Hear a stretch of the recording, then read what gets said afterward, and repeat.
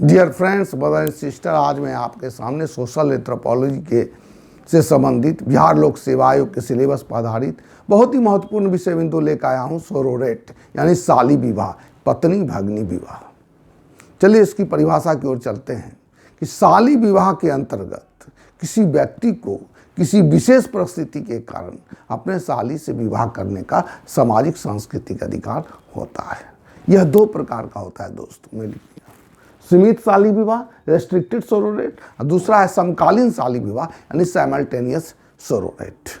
तो सीमित साली विवाह के अंतर्गत यानी रेस्ट्रिक्टेड सोरोरेट के अंतर्गत व्यक्ति को अपने प्रथम पत्नी के मृत्यु के पश्चात ही उसकी छोटी बहन से शादी करने का अधिकार होता है। इस प्रकार की जो विवाह व्यवस्था है यह लगभग भारत के सभी जनजातियों में पाया जाता है। भील जनजाति में इस प्रकार की विवाह प्रमुखता से पाया जाता है।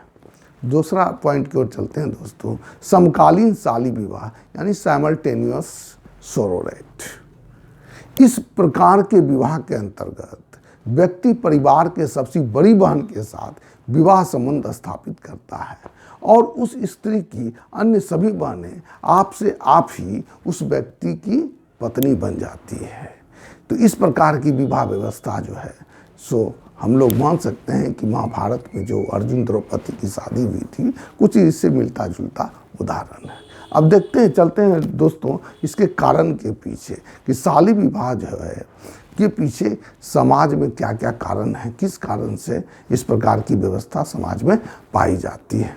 नंबर 1, प्रथम पत्नी की मृत्यु अथवा बांझपन की स्थिति में व्यक्ति को अपने साली से विवाह करने का सामाजिक अधिकार प्राप्त हो जाता है। जनजातीय समाज में, नंबर 2, जनजातीय समाज में वधूमूल प्रथा पाए जाने के कारण, जनजातीय समाज में वधूमूल प्रथा पाई जाती है।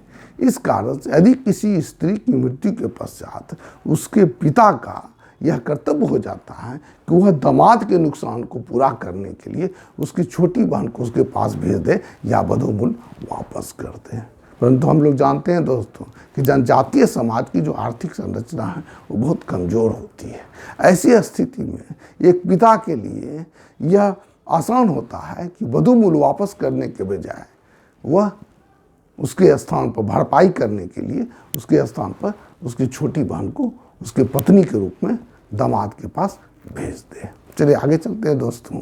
टायलर के अनुसार, टायलर का मानना है कि साली विवाह के पीछे एक बहुत ही महत्वपूर्ण कारण है कि दो परिवारों के बीच का आपसी कर्तव्य बोध है।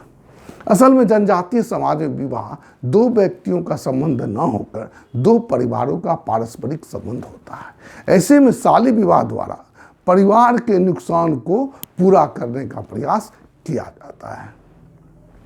अगला पॉइंट की ओर चलते हैं दोस्तों। यदि व्यक्ति अपने पत्नी से, प्रथम पत्नी से संतुष्ट नहीं होता है तो उस स्थिति में उसे अपने साली से विवाह करने का सामाजिक अधिकार प्राप्त हो जाता है। ये सब सामाजिक सांस्कृतिक अधिकार है दोस्तों। लेकिन आधुनिक परिप्रेक्ष्य में देखें, वर्तमान परिप्रेक्ष्य में देखें तो आज की तिथि में हिंदू मैरिज एक्ट के अनुसार खासकर प्रथम पत्नी के जीवित रहते दूसरी शादी करना गैर कानूनी माना जाता है। चलिए दोस्तों, इसके साथ इस क्लास को समाप्त करते हैं। अधिमान विवाह के अंतर्गत जो सोरोरेट है उसको मैं समाप्त कर दिया हूँ। अगले क्लास में मैं अगले बिंदु को अच्छा से चर्चा करूँगा। आप इसको लाइक कीजिए, सब्सक्राइब कीजिए, शेयर कीजिए, आपको अधिक से अधिक फायदा होगा। धन्यवाद।